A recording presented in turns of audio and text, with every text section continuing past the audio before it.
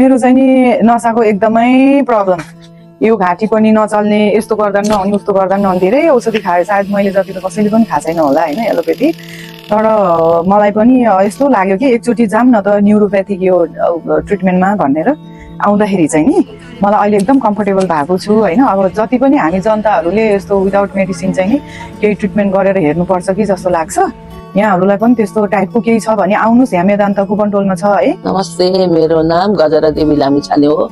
म कुसुन्तीबाट आएको। मेरो घाँटीको नसा च्यापेको, ढाडको हातखुट्टै नचल्ने भएको, झमझम गर्ने भएको थियो। म हस्पिटल 15 दिन बसेँ, मलाई राम्रो भएन।